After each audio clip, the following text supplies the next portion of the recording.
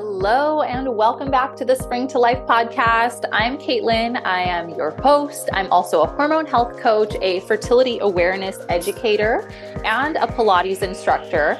And over the past few years, I have combined all of my passions into the Spring to Life method, which is a lifestyle approach for women intended to help you balance your hormones naturally, love your period, and live cyclically so that you can really embrace this natural internal blueprint that is just the way you are meant to exist and utilize your energy. It's about doing less and achieving more and kind of taking yourself out of that traditional grind that we've all been so accustomed to, because that's male energy and we have female energy. So welcome back to the podcast.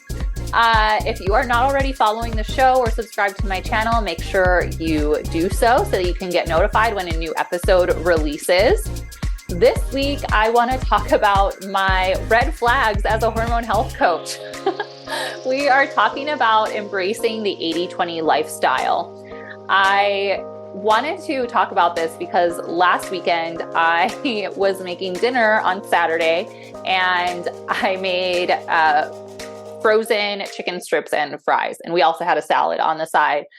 But if you follow me on Instagram, you know that I love food. I love cooking, and I almost every night will share a snap of what I made for dinner. And it's usually a whole food based meal with substantial protein, lots of vegetables, and healthy carbohydrates, a balanced plate, you might say. So when I went to take a picture on Saturday, I had this hesitancy. I was like, oh, do I want to share this? Because this is really not in line with the type of food that I typically share. But something that I'm working on right now is a meal plan for in-season autumn foods, which hopefully I'm going to be sending out to my email list this week. I just have some finishing touches I need to put on that. But I've been spending a lot of time in the kitchen. I've been cooking a lot of really nourishing, delicious, seasonal foods, and I was tired.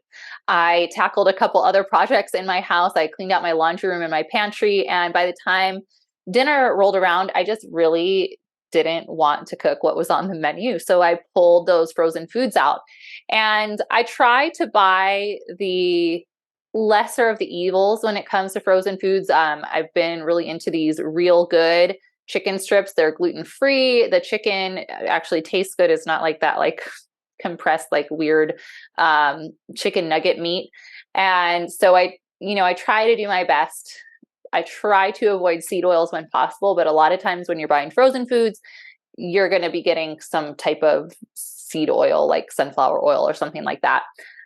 But the reality is we cannot be perfect all the time. And I want to be authentic as a hormone health coach and as the, creator of the Spring to Life method. I want you to know that I am not 100% perfect, and you don't have to strive for perfection either, because holding yourself to 100% perfection is just not sustainable.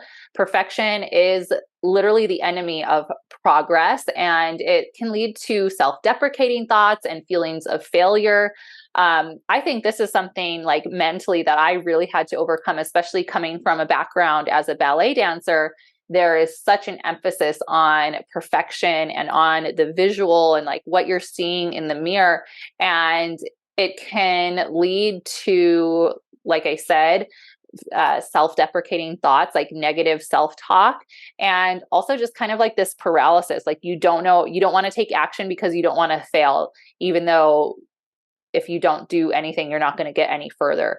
So I want to talk about how living 80-20 really works and how you kind of get back to your routine when you do kind of maybe fall off of the wagon a little bit. And that's going to happen. We have travel, we have celebrations, we have events, we have, opportunities to come up to be social. And those things are so important as well. They're so nourishing for your whole self. And a lot of times we get so focused on like the physical health, but your mental health and your community is so important as well. So what it really comes down to is having foundational habits And when you have foundational habits in place that's going to help you maintain a baseline of health. I've talked about this a lot in the past on my platform. Actually, some of my most popular episodes are my hot girl hormone habit episodes. I've got 2 of them. There's 5 habits each. And when you work with me in my group program, which it's not available right now, it's coming back soon. But the first month of my self-paced program is all about implementing the foundational habits that are going to bring you to a baseline of hormone health. And then you can start to like weave in more intricate things that are for you specifically. But there are just some foundational things that you have to have in place. When I was outlining this episode, I was thinking about it, and I was like, you could say safety net, but it's more of like this safety trampoline that's going to rebound you back to where you want to be before you got off track. So, say you have a weekend trip and maybe you had some drinks and you ate not so great food because you were eating out at restaurants all the time. When you have these foundational habits in place, when you get back home on Monday, you get back into your routine and your body's going to reset itself back to where you were. So it's not to say that you can't enjoy your life. So I want to start with where I'm not perfect, my hormone health coach red flags. And I kind of talked about this at the beginning, but I eat junk food occasionally and I love French fries. Being so strict with your diet is just like, can't do it. And this is something that I really struggled with as a dancer, as well as having disordered eating patterns. I never had a full-on eating disorder. I know lots of women that have struggled with full-on eating disorders, and it's so sad. And I just remember just having just this very heavy feeling, seeing my peers struggling with an eating disorder. And when you're in a room with people that have eating disorders, 5-6 days a week for hours on end, you can tell. And it was heavy, like feeling that energy. And then also knowing that I myself was also struggling with my eating patterns, because there was just this wrestling in my brain of what I saw in the mirror, how I perceived other people to view me, and how it was going to affect and impact me getting to where I wanted to in that career line. So I really don't think that you should strive for perfection when it comes to your eating. Should your diet be the majority whole food based foods? Yes, you want to be eating mostly fruits and vegetables and the cleanest types of animal proteins that you can get: grass-fed beef, pasture-raised chicken, wild-caught fish, things like that. But are there going to be instances where maybe you're eating frozen chicken strips? Perhaps. And that's okay, because you can always get back to your eating. So for us, specifically, I would say 6 out of 7 nights a week, we are eating really healthy meals. Sometimes it's 7 out of 7, but I always allow for like one night where maybe I want to be lazy. Maybe I want to order out and not have the responsibility of cooking and cleaning in the kitchen. And that's okay, because your mental health is also important. Red flag number 2, I watch TV almost every night before bed. Screen time can be disruptive to sleep, but also like having that time to unwind and connect with your partner is also important too. Since the beginning of the relationship with my boyfriend, we have always watched a movie together. Like we've watched a lot of movies together, but he has a long day on his feet at work and likes to just relax. And that's kind of like our connection time. So it's not something that I am really strict with myself about. I don't spend a lot of time watching TV the rest of the day. I rarely ever turn it on, really, when I'm at home working. So I allow myself that. And I do have one line that I draw there, is that the TV does not go in the bedroom. The TV is in the living room. I don't even bring my phone into the bedroom, because I don't want to have the risk of laying there scrolling or waking up and reaching for it first thing. Because if it does, like this morning, my phone was on my nightstand. I reached for it and I checked my email right away. I checked my Instagram right away. And I hate doing that first thing in the morning. I like to give myself a little time of not having that screen, that bright light in my eyes first thing. So that's kind of where I draw that line. And number 3, this one might be a little controversial, but I don't wear sunscreen that often. You might be looking at me and thinking, are you insane? Look how pale you are.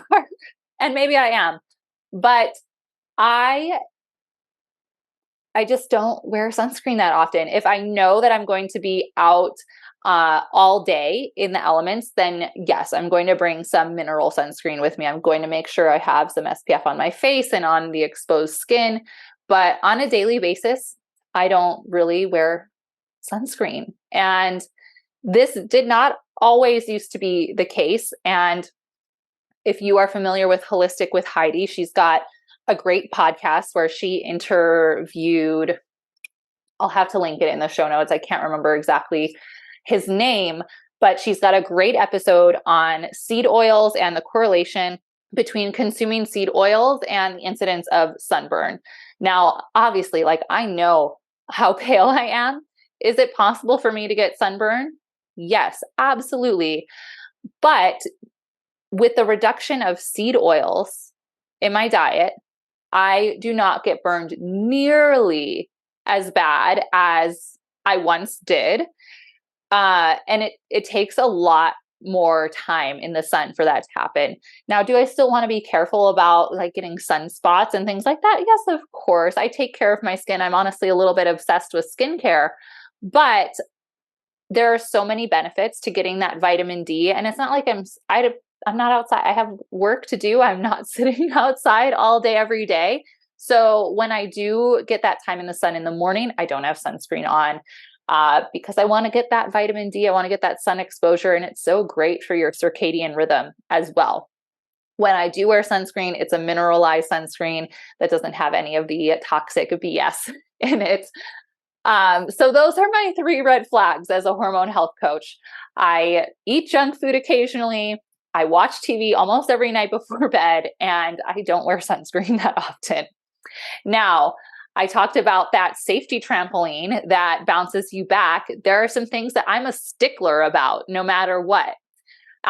First of all, I only have non-toxic cleaning products and no fragrances in my home. This is something that from the beginning of my healing journey, I really stopped using all the different cleaning products, like bleach and Lysol and all of these scented things that honestly, I always knew they kind of like gave me a headache, and my boyfriend always complained when I was cleaning, which I thought was so ridiculous because I'm cleaning and you think it smells bad. But really, like these chemicals and these fragrances and these scents are really detrimental to our health. We now know that they are known endocrine disruptors, so they're affecting our hormone health. So non-toxic cleaning products only, no scented candles or anything like that. Your home should be a sanctuary, not somewhere you feel sick. So I have really cut down to bare bones when it comes to cleaning in my home. I get the doTERRA On Guard cleaning concentrate and dilute that. And that is what I clean pretty much every surface in my home with, from the counters to the windows and the mirrors. And then I use it with baking soda to scrub sinks, showers, toilets, things like that. And then the On Guard laundry detergent is really great as well for cleaning clothes and in my carpet cleaner. So I really only have a handful of cleaning products. I use the On Guard cleaning concentrate, baking soda, vinegar, laundry detergent, and a little lemon essential oil if the job is a little extra dirty. It's really powerful for removing stains and things like that. And the only fragrances I have in my home are diffusers, essential oil diffusers, and only using the highest quality of essential oils as well. And it's made such a difference. I don't get headaches from the fragrances anymore. No more, toxic smoke from the candles. It's just so much better that way. Number 2 thing that I'm a stickler is how I start my morning. Morning routine is very important. And I'm not talking about some hour-long thing where you have to journal and you have to meditate and do this and that. It's very simple. And these things, honestly, if we're trying to run out the door for like a day of hiking, or I have to get to the studio to teach or something like that, All I'm doing is drinking a big glass of water, taking my supplements, and making sure I'm getting a breakfast that contains protein. This is going to set me up for a day of healthy eating, of staying hydrated, and feeling my best. So at bare minimum, I'm doing that before I'm out the door. If I'm traveling, I have my supplements with me. I make sure I have a breakfast available to me so that I feel good. I know that if I don't do those things in the morning, I'm going to feel like crap all day, and I don't want to feel like crap. Number 3, getting quality sleep. Like I said, the screens do not come into the bedroom for me. It's cool, it's dark, it's comfortable, and I'm there to sleep. And, maybe do some other things, but I'm there to sleep. And then the last thing that I'm a stickler about is moving my body, even if it's just 10 minutes, even if it's just stretching with the kitchen counter, even if it's just taking the dogs to the park to play fetch. Moving my body has to happen in some capacity every day. Today, I took a full hour Pilates class. Tomorrow, I might just walk my dogs, but I'm moving my body and making sure that it feels good and my joints are moving. So those are the things that help me to bounce back, keeping my home non-toxic, starting my day with my little mini morning routine, getting quality sleep, and moving my body. So something that I just want to leave you with, and I think is important, is that you shouldn't hold anyone on a pedestal. There are so many influencers, so many practitioners, so many people shouting that you need to do this or that for your health. Don't hold anyone on a pedestal. We're all humans. And if you're kind of at the beginning of your journey and you're wanting to start to feel better, start small and don't look back. Don't let yourself get into that analysis paralysis. You have to take some action in order to see progress. And if, maybe you try out something and it doesn't work for you, try something else. I've tried so many different things that I thought I needed to do every day. Like I mentioned, like meditation and journaling, and those things are great, but you don't have to do them every day. Or maybe your meditation is actually going for a walk or putting your legs up the wall at the end of the day.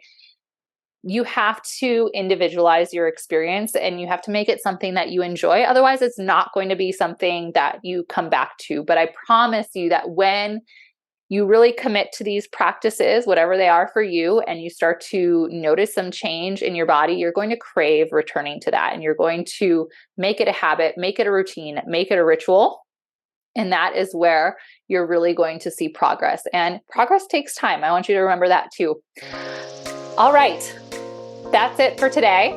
Thank you so much for joining me.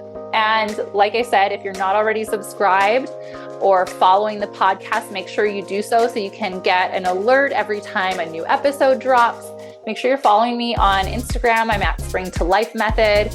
If you're interested in that meal plan that I was talking about, you can head to my website and join my mailing list, and you'll get notified about that. And lastly, if you could rate and review the podcast or share it with a girlfriend, that's how more women can learn about the show and learn about hormone health. I'm so grateful for all of those shares and all of the warm messages I get from the audience. It always warms my heart. So thank you so much for being here, and I will talk to you next week.